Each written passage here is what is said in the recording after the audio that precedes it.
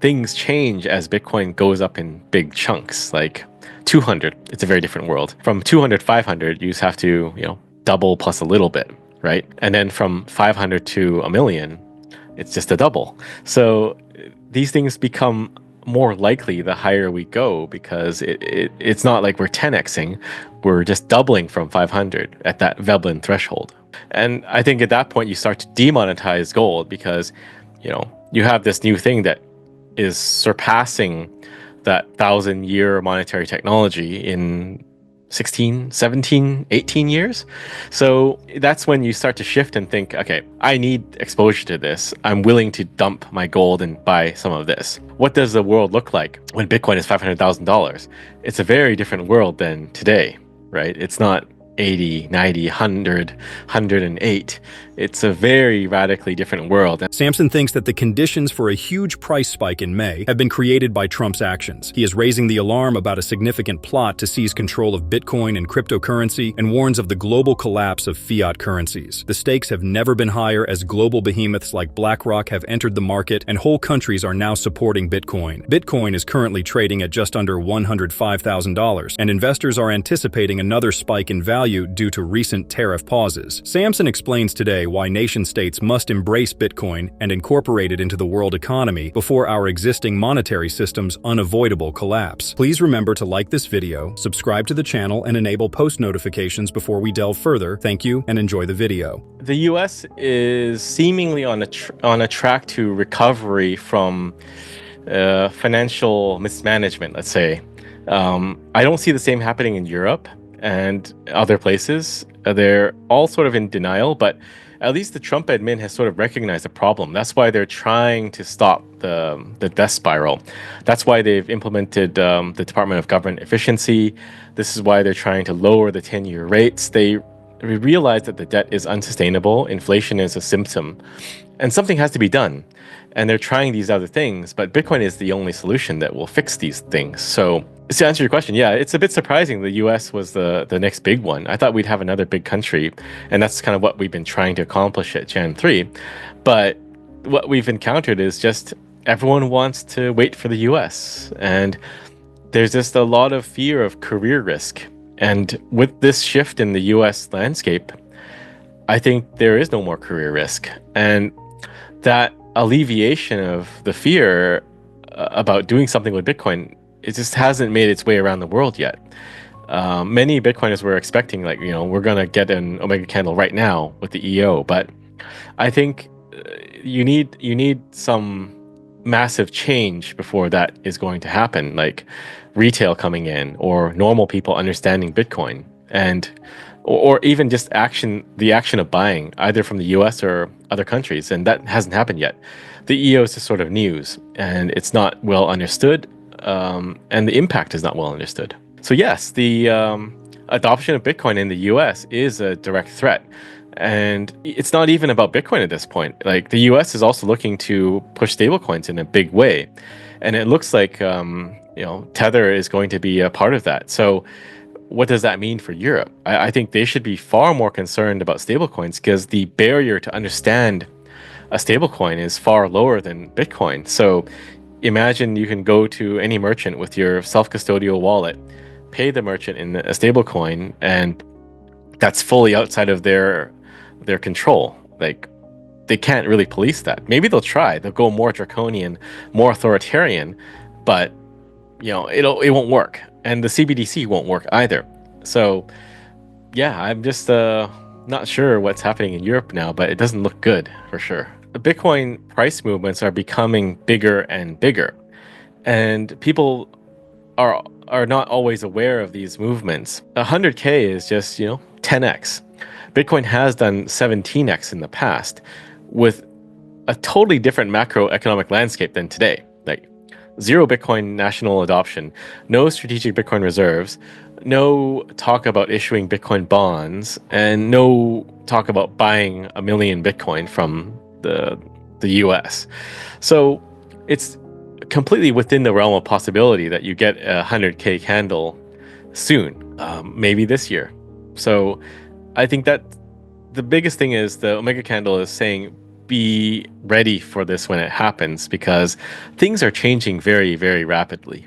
If you break down the Bitcoin pie, maybe like 3-4 million coins might be lost, right? Maybe five on the higher end of the boundary, but a lot of coins were lost. You can't look at Bitcoin at the lens that you're looking at it today and understand that, people 10, 15 years ago understood it the same way. A lot of people just didn't care, or yeah, they just lost it and threw away the hard drive. And there's a lot of that. And that brings us down to, maybe 15, 16 million coins available. And Michael Saylor alone has taken off all the coins to be mined this year, maybe twice, maybe more. And then you factor in any other significant buyer and you get a multiple of that. So it's likely that Bitcoin is already deflationary, right? Everything that is mined is not adding to the supply.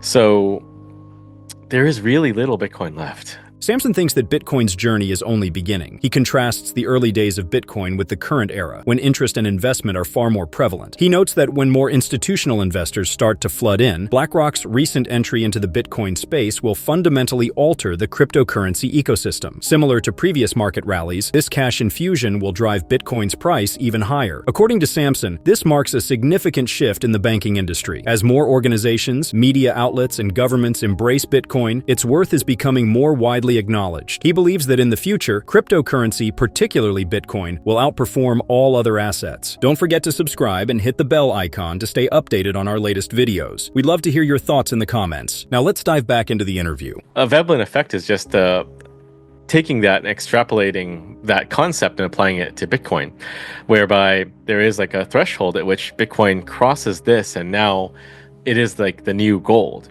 And I think we're already seeing an inkling of that with the executive order to create the SBR. But in terms of price, I would say that threshold is probably somewhere at, I don't know, maybe 500,000 per Bitcoin, maybe 400,000 Bitcoin. Somewhere there is where we start becoming the second largest asset class on the planet. And people can kind of directly compare gold at the top with, 20 trillion, and Bitcoin with half of that. And I think at that point you start to demonetize gold because you have this new thing that is surpassing that 1,000-year monetary technology in 16, 17, 18 years.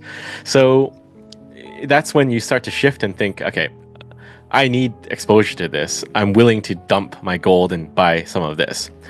And maybe gold is the only valuable thing a lot of people have left after the dollar starts to hyperinflate or devalue even more. Because you have to imagine at that threshold, like, what does the world look like when Bitcoin is $500,000? It's a very different world than today, right? It's not 80, 90, 100, 108. It's a very radically different world. And I think people miss that mindset that things change as Bitcoin goes up in big chunks. Like 200, it's a very different world. From 200, 500, you just have to, double plus a little bit, right?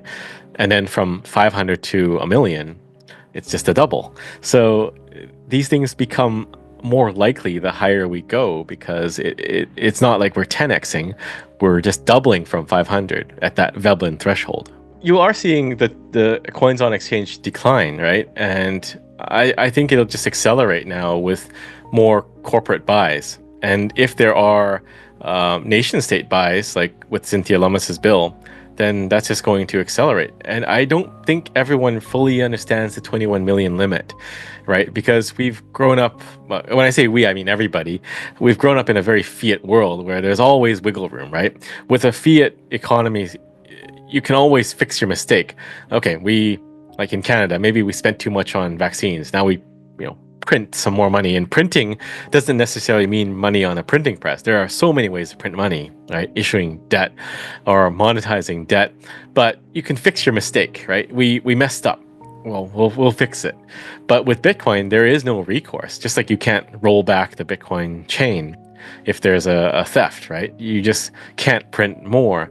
And that reality has not yet hit the general populace that, okay, there is only 21. And that number is dropping rapidly. Samson Mo gives us a strong message as we wrap off this video. Bitcoin is at the forefront of a significant turning point that the world is about to experience. According to Samson, there will come a time when Bitcoin will no longer be seen as merely a speculative asset, but rather as the new global standard of value, taking the place of gold as the ultimate repository of wealth. This barrier is probably between $400,000 and $500,000 per Bitcoin. Bitcoin might then overtake all other asset classes as the world's second largest asset class. This is about a total change in the way we think about money, not just about price. A world in which Bitcoin is worth $500,000 is essentially different from the one we live in today. It signifies the demise of the legitimacy of fiat money, the escalation of hyperinflation, and the incapacity of central banks to effectively oversee the economy. The scarcity of Bitcoin will become undeniable. There is no method to produce additional Bitcoin, no backdoor, and no bailout. Furthermore, the majority of individuals have never really experienced that degree of stable supply in their lives. At the end of the day, Samson wants us to acknowledge that Bitcoin is a whole different kind of money, not just a property. Demand will increase as more people become aware of that reality, and it will be irrevocable once we cross that psychological threshold. It may already be beyond us, Samson cautions, if you're waiting for the ideal opportunity to pay attention. And as always, happy investing.